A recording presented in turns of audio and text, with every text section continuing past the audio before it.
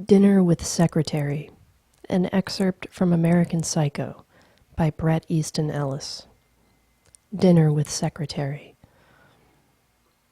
Monday night at 8 o'clock. I'm in my office attempting yesterday's New York Times Sunday crossword puzzle, listening to rap on the stereo, trying to fathom its popularity, since a little blonde hardbody I met at O-Bar 2 nights ago told me that rap is all she listens to. And though later I beat the living shit out of her at someone's apartment in the Dakota, she was almost decapitated. Hardly a strange experience for me. Earlier this morning, her taste in music haunted my memory, and I had to stop at Tower Records on the Upper West Side and buy $90 worth of rap CDs. But, as expected, I'm at a loss. Niggerish voices uttering ugly words like digit, pudding, chunk. Jean sits at her desk, which is piled high with reams of documents that I want her to go over. Today has not been bad. I worked out for 2 hours before the office. The new Robison Hirsch restaurant called Finna opened in Chelsea. Evelyn left 2 messages on my answering machine and another with Jean, letting me know that she'll be in Boston for most of the week. And best of all, the Patty Winter show this morning was in 2 parts. The first was an exclusive interview with Donald Trump. The second was a report on women who've been tortured. I'm supposed to have dinner with Madison Gray and David Campion at Café Luxembourg, but at 8:15 I find out that Louis Carruthers is going to be dining with us, so I call up Campion, the dumb bastard, and cancel, then spend minutes debating about what I should do with the rest of the evening. Looking out my window, I realize that within moments, the sky above this city will be completely dark. Jean peers into my office, knocking gently on the half-open door. I pretend not to acknowledge her presence, though I'm not sure why, since I'm kind of lonely. She moves up to the desk. I'm still staring at the crossword puzzle with my wayfarers on, stunned, but for no real reason. She places a file on top of the desk before asking, "Doing the crossword?" Dropping the G in doing, a pathetic gesture of intimacy, an irritating stab at forced friendliness. I gag inwardly, then nod without looking up at her. "Need help?" she asks, moving cautiously around the desk to where I sit, and she leans over my shoulder to offer assistance. I've already filled in every space with either the word meat or bone, and she admits only a slight gasp when noticing this, and when she sees the pile of number 2 pencils I've snapped in half lying on my desk, she dutifully picks them up and walks out of the room. "Jean?" I call. "Yes, Patrick?" She re-enters the office, trying to downplay her eagerness. "Would you like to accompany me to dinner?" I ask, still staring at the crossword, gingerly erasing the M in one of the many meats I filled the puzzle with. "That is, if you're not doing anything." "Oh, no," she answers too quickly, and then, I think, realizing this quickness, says, "I have no plans." "Well, isn't this a coincidence?" I ask, looking up, lowering my wayfarers. She laughs lightly, but there's a real urgency in it, something uncomfortable, and this does little in the way of making me feel less sick. "I guess," she shrugs. "I also have tickets to a Milla Vanilla concert, if you'd like to go," I tell her casually. Confused, she asks, "Really? Who?" "Milla Vanilla," I repeat slowly. "Milla Vanilla?" she asks uncomfortably. "Milla Vanilla," I say. "I think that's what their name is." She says, "I'm not sure." "About going?" "No, of the name." She concentrates, then says, "I think they're called Milli Vanilli." I pause for a long time before saying, "Oh." She stands there, nods once. "It doesn't matter," I say. "I don't have any tickets to it anyway. It's months from now." "Oh," she says, nodding again. Okay." "Listen, where should we go?" I lean back and pull my Zagat from the desk's top drawer. She pauses, afraid of what to say, taking my question as a test she needs to pass, and then, unsure she's chosen the right answer, offers, "Anywhere you want?" No. I smile, leafing through the booklet. "How about anywhere you want?" "Oh, Patrick," she sighs. "I can't make this decision." "No, come on," I urge. "Anywhere you want." "Oh, I can't." Helplessly, she sighs again. "I don't know." "Come on," I urge her. "Where do you want to go?" "Anywhere you want. Just say it. I can get us in anywhere." She thinks about it for a long time and then, sensing her time is running out, timidly asks, trying to impress me, "What about Dorsia?" I stop looking through the Zagat guide, and without glancing up, smiling tightly, stomach dropping, I silently ask myself, do I really want to say no? Do I really want to say I can't possibly get us in? Is that what I'm really prepared to do? Is that what I really want to do? "So," I say, placing the book down, then nervously opening it up again to find the number. "Dorsia is where Jean wants to go." "Oh, I don't know," she says, confused. "No, we'll go anywhere you want." "Dorsia is fine," I say casually, picking up the phone and with a trembling finger very quickly dial the 7 dreaded numbers, trying to remain cool. Instead of the busy signal I'm expecting, the phone actually rings at Dorsia, and after 2 rings, the same harassed voice I've grown accustomed to for the past 3 months answers, shouting out, "Dorsia, yes!" The room behind the voice a deafening hum. "Yes, can you take 2 tonight? Oh, let's say in around 20 minutes?" I ask, checking my Rolex, offering Jean a wink. She seems impressed. "We're totally booked," the maitre d' shouts out smugly. "Oh, really?" I say, trying to look pleased, on the verge of vomiting. "That's great." "I said we're totally booked," he shouts. 2 at 9? I say. "Perfect." "There are no tables available tonight," the maitre d', unflappable, drones. "The waiting list is also totally booked." He hangs up. "See you then." I hang up too, and with a smile that tries its best to express pleasure at her choice, I find myself fighting for breath, every muscle tensed sharply. Jean is wearing a wool jersey and flannel dress by Calvin Klein, an alligator belt with a silver buckle by Barry Kieselstein cord, silver earrings and clear stockings also by Calvin Klein. She stands there in front of the desk, confused. "Yes?" I ask, walking over to the coat rack. "You're dressed. Okay." She pauses. "You didn't give them a name," she says softly.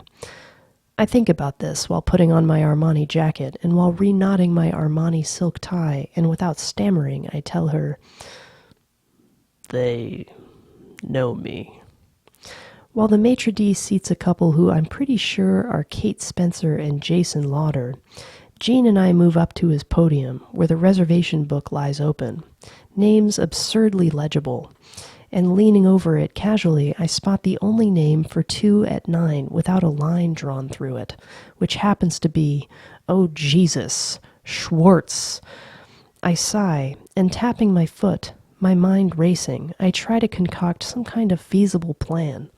Suddenly, I turn to Jean and say, "Why don't you go to the women's room?"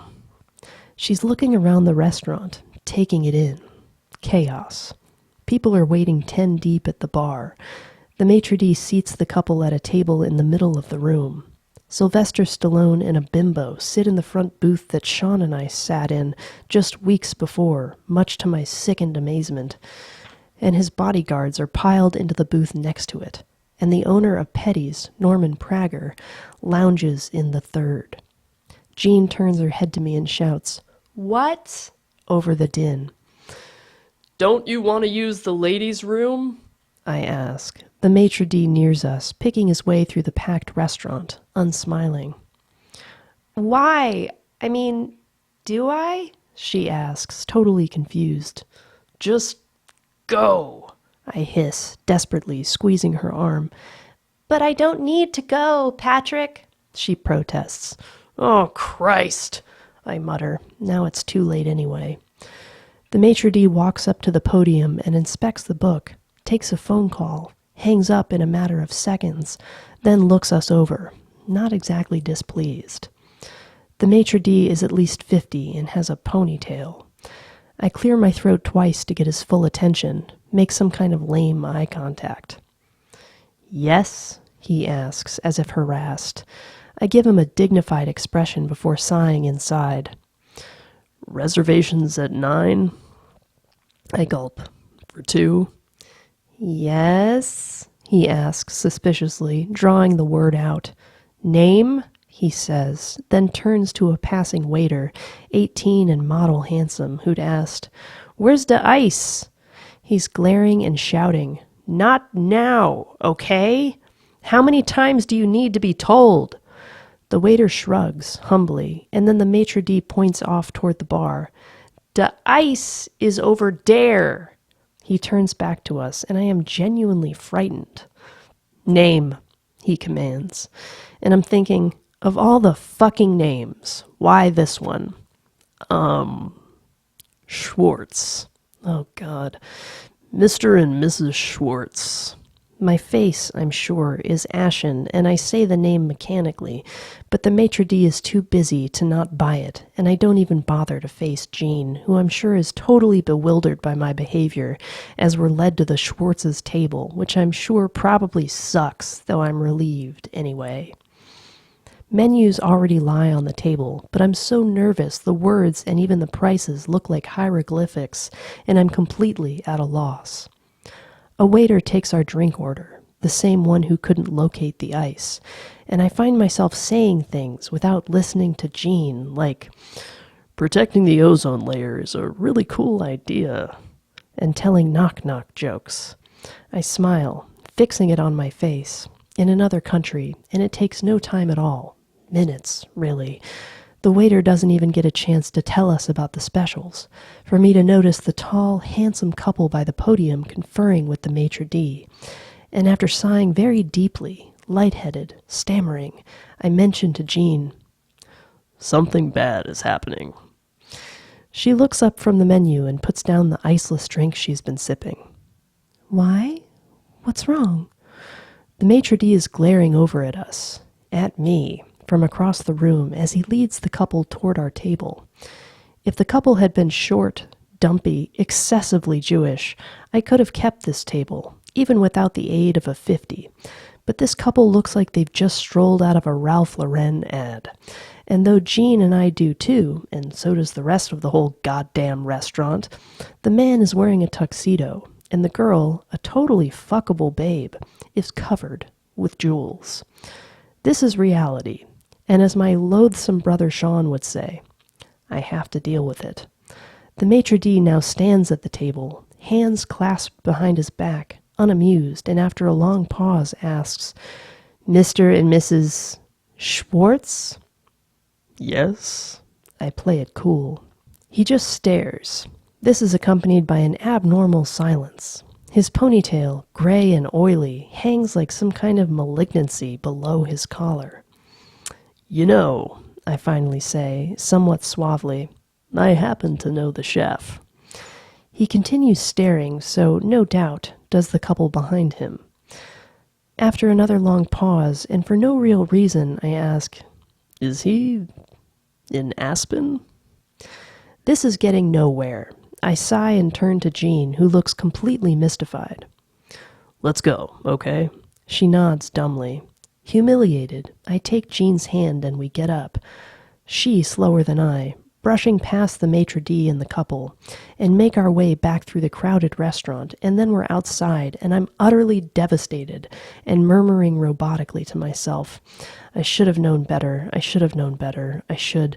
But Jean skips down the street laughing, pulling me along, and when I finally noticed her unexpected mirth, between giggles she lets out, "That was so funny." And then, squeezing my clenched fist, she lets me know, "Your sense of humor is so spontaneous." Shaken, walking stiffly by her side, ignoring her, I ask myself, where to now? And in seconds come up with an answer, Arcadia, toward which I find myself guiding us. After someone who I think is Hamilton Conway mistakes me for someone named Ted Owen and asks if I can get him into Petty's tonight, I tell him, I'll see what I can do. Then turn what's left of my attention to Jean, who sits across from me in the near-empty dining room of Arcadia. After he leaves, only 5 of the restaurant's tables have people at them. I've ordered a J&B on the rocks. Jean's sipping a glass of white wine and talking about how what she really wants to do is get into merchant banking. And I'm thinking, dare to dream. Someone else, Frederick Dibble, stops by and congratulates me on the Larson account and then has the nerve to say, "Talk to you later, Saul." But I'm in a daze, millions of miles away, and Jean doesn't notice. She's talking about a new novel she's been reading by some young author. Its cover, I've seen, slathered with neon. Its subject, lofty suffering. Accidentally, I think she's talking about something else, and I find myself saying, without really looking over at her, "You need a tough skin to survive in this city." She flushes, seems embarrassed, and takes another sip of the wine, which is a nice Sauvignon Blanc. "You seem distant," she says. "What?" I ask, blinking. "I said you seem distant," she says. "No," I sigh. "I'm still my same kooky self." "That's good." She smiles. Am I dreaming this? Relieved. "So listen," I say, trying to focus in on her. "What do you really want to do with your life?" Then, remembering how she was droning on about a career in merchant banking, I add, "Just briefly, summarize." Then I add, "And don't tell me you enjoy working with children, okay?" "Well, I'd like to travel," she says, "and maybe go back to school, but I really don't know." She pauses thoughtfully and announces sincerely, "I'm at a point in my life where there seems to be a lot of possibilities, but I'm so, I don't know, unsure." "I think it's also important for people to realize their limitations." Then, out of the blue, I ask, "Do you have a boyfriend?" She smiles shyly, blushes, and then says, "No, not really." "Interesting," I murmur. I've opened my menu, and I'm studying tonight's prix-fixe dinner. "Are you seeing anyone?" she ventures timidly. I mean, seriously. I decide on the pilot fish with tulips and cinnamon, evading the question by sighing, "I just want to have a meaningful relationship with someone special." And before she's allowed to respond, I ask her what she's going to order. "I think the mahi-mahi," she says, and then, squinting at the menu, "with ginger." "I'm having the pilot fish," I say. "I'm developing a taste for them, for pilot fish," I say, nodding. Later, after a mediocre dinner, a bottle of expensive California Cabernet Sauvignon, and a creme brulee that we share, I order a glass of $50 port, and Jean sips a decaffeinated espresso. And when she asks where the restaurant got its name, I tell her, and I don't make anything ridiculous up, though I'm tempted just to see if she'd believe it anyway. Sitting across from Jean right now in the darkness of Arcadia, it's very easy to believe that she would swallow any kind of misinformation I push her way. The crush she has on me rendering her powerless, and I find this lack of defense oddly unerotic. I could even explain my pro-apartheid stance and have her find reasons why she too should share them and invest large sums of money in racist corporations. That Arcadia was an ancient region in Peloponnesus, Greece, which was founded in 370 BC, and it was completely surrounded by mountains. Its chief city was Megalopolis, which was also the center of political activity and the capital of the Arcadian Confederacy. I take a sip of the port, which is thick, strong, expensive. It was destroyed during the Greek War of Independence. I pause again. Pan was worshipped originally in Arcadia. Do you know who Pan was? Never taking her eyes off me, she nods. His revels were very similar to those of Bacchus, I tell her. He frolicked with nymphs at night, but he also liked to frighten travelers during the day. Hence the word panic. Blah, blah, blah. I'm amused that I've retained this knowledge, and I look up from the port I've been staring thoughtfully into and smile at her. She's silent for a long time, confused, unsure of how to respond, but eventually she looks deeply into my eyes and says, haltingly, leaning across the table, "That's so interesting," which is all that comes out of her mouth. Is all she has to say. 11:34. We stand on the sidewalk in front of Jean's apartment on the Upper East Side. Her doorman eyes us warily and fills me with a nameless dread, his gaze piercing me from the lobby. A curtain of stars, miles of them, are scattered, glowing across the sky, and their multitude humbles me, which I have a hard time tolerating. She shrugs and nods after I say something about forms of anxiety. It's as if her mind is having a hard time communicating with her mouth, as if she is searching for a rational analysis of who I am, which is, of course, an impossibility. There is no key.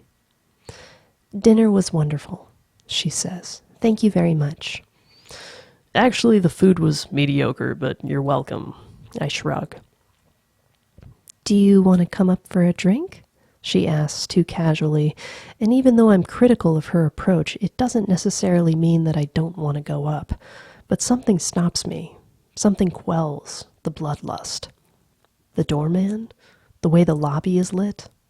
Her lipstick? Plus, I'm beginning to think that pornography is so much less complicated than actual sex, and because of this lack of complication, so much more pleasurable. Do you have any peyote? I ask. She pauses, confused. What? Just a joke, I say. Then, listen, I want to watch David Letterman, so... I pause, unsure as to why I'm lingering. I should go. You can watch it, she stops, then suggests, at my place? I pause before asking, Do you have cable? Yes, she nods. I have cable. Stuck, I pause again, then pretend to mull it over. No, it's okay. I like to watch it without cable. She offers a sad, perplexed glance. What? I have to return some videotapes, I explain in a rush. She pauses.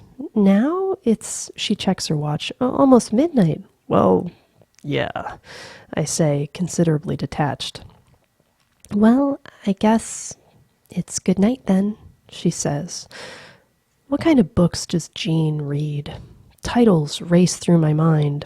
How to make a man fall in love with you. How to keep a man in love with you forever. How to close a deal, get married. How to be married 1 year from today. Supplicant. In my overcoat pocket, I finger the ostrich condom case from Luc Benoit I bought last week, but no. After awkwardly shaking hands, she asks, still holding mine, "Really? You don't have cable?" And though it has been in no way a romantic evening, she embraces me, and this time emanates a warmth I'm not familiar with.